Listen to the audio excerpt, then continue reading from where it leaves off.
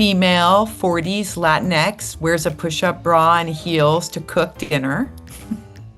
I think that breakdown description helps you kind of get a sense of the humor in the part. Our showrunner and the writers write those descriptions, which are super helpful. Well, going about writing character descriptions for breakdowns is a bit challenging, and a lot of times I get some help.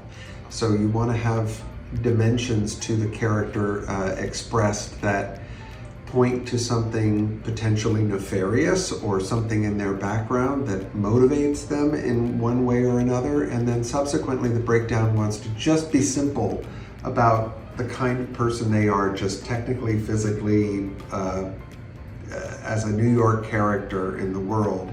And I really think that the way they write them is so helpful to help indicate the style of comedy, because, obviously there's different kinds of comedies, there's different styles of comedy.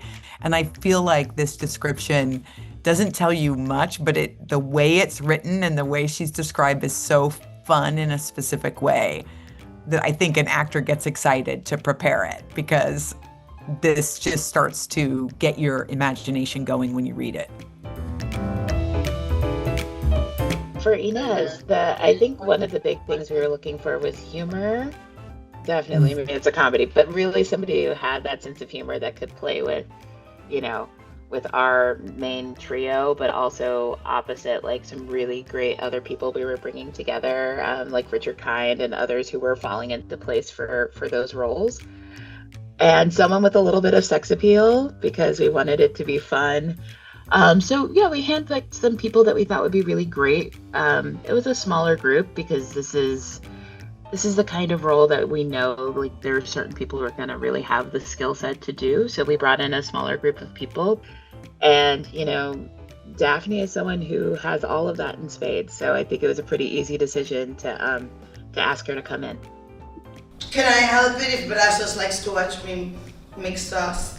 Seems like kind of a lonely weirdo. Yeah, I'll let him stir my lonely eggs.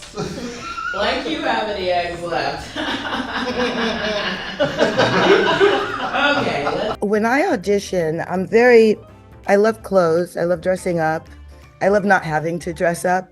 So when I do have to dress up, it's fun to kind of design an outfit or orchestrate something. So I couldn't not recognize the detail of Inez's push-up bra. It's like a push-up bra. To mention the push-up bra means that it's very purposeful. Daphne Rubin-Vega was someone that I had been crazy about for years. We auditioned Daphne through tape at various moments, and then over Zoom and things like that. We made the show deep in the pandemic, so it was some more direct Zooms with Daphne. And what I loved was in this moment of opportunity in season 4 to be able to sort of call Daphne in again, and now not on Zoom, not on tape, but to be with her in the room made all the difference, just for me personally, because of my fandom. I'm one of the rare people that don't enjoy auditions. God knows I try. Well, when you're asked to audition for something, you don't know how many people are auditioning. When it came to this particular project, and the ask to audition is a privilege. It's a privilege to be asked. So you want to do good. To see Daphne come in, and she's so full of life and just like the loveliest, warmest person. And I think having that interaction with her, and also, our showrunner, John Hoffman, was in the room and able to like really have that interaction, I think was key as part of that process, as well as like she's really funny. And I think it helps with the actors sometimes when they get to hear the laughter. The laughter was so welcome and real and enthusiastic that it gives permission to go further and further and further. Like Vince's eye.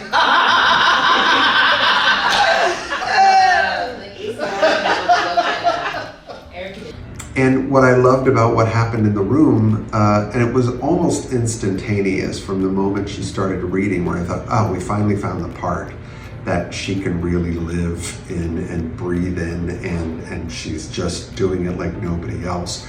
And I was leaning in because she was being mysterious. I wondered about certain things that she was saying and doing, and felt the double edge of meaning behind certain lines.